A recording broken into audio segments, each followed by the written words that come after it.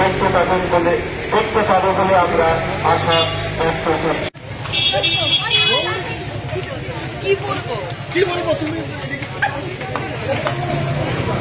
অবসরপ্রাপ্ত কর্মচারীরা কারণ ভাতে উপস্থিত হবেন।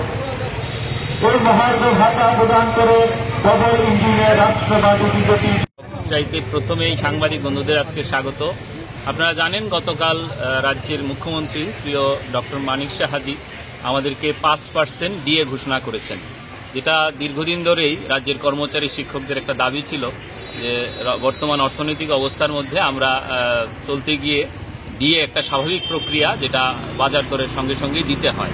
স্বাভাবিকভাবেই রাজ্য সরকার আবার একটা ডিএ আমাদের ঘোষণা করেছেন এবং বলা কি আপনারা জানেন সবাই, এই মুখ্যমন্ত্রী আজকে 22 মাস ওনার শাসন, 22 মাসে আমরা 22% ডিএ পেয়েছি। এটা একটা ঐতিহাসিক ঘটনা।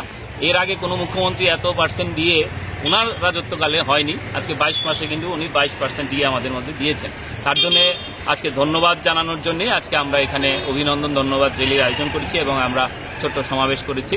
এবং আপনারা জানেন মুখ্যমন্ত্রী গত 15 ফেব্রুয়ারি রাজ্যে মুখ্যমন্ত্রী জন আরোগ্য যোজনা অর্থাৎ স্বাস্থ্য বীমা লাগু করেছেন, যেটা দীর্ঘদিনের আমাদের দাবি ছিল। Tripura TET teachers welfare association বরাবরই শিক্ষক স্বার্থে লড়াই করে যাচ্ছে এবং আমরা গত নভেম্বর মাসে মাননীয় অর্থমন্ত্রী প্রণজিৎ সিংহ রায়ের কাছে গিয়ে আমাদের যে 5 দফা দাবি ছিল, এর মধ্যে উল্লেখযোগ্য দাবি ছিল স্বাস্থ্য বীমা চালু করা। এবং আমরা আজকের এই র্যালি থেকে মাননীয় অর্থমন্ত্রী এবং মাননীয় মুখ্যমন্ত্রীকে ধন্যবাদ জানাই।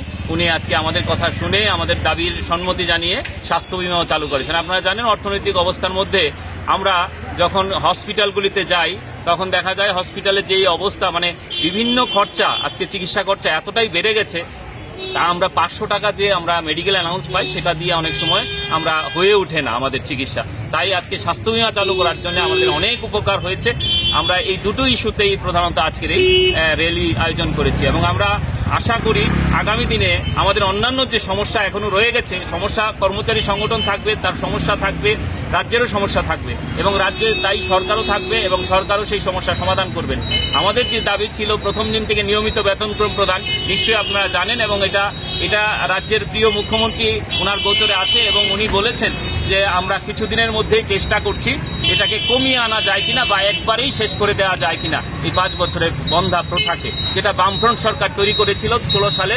আমরা এই বামফ্রন্ট সরকারের এই নীতির বিরোধিতা করছি এবং আমরা মনে করি রাজ্যের কোনো ধরনের ফিক্সড পে, কন্টিজেন্ট, ডিআরডব্লিউ বা যারা অনিয়মিত কর্মচারী কেউই থাকা উচিত না। কারণ আমাদের যা এই অবস্থায় শিক্ষক কর্মচারীদের বঞ্চিত করে রাজ্যের ভালো কিছু হবে না। তাই সবাইকে নিয়ে এই রাজ্যটা ভালো চলুক এবং এক ত্রিপুরা শ্রেষ্ঠ ত্রিপুরার যে ডাক রাজ্যের সরকার দিয়েছে, রাজ্যের মাননীয় মুখ্যমন্ত্রী দিচ্ছেন, সেই সাথে আমরাও এক হয়ে আজকে ওনাকে ধন্যবাদ জানাচ্ছি এবং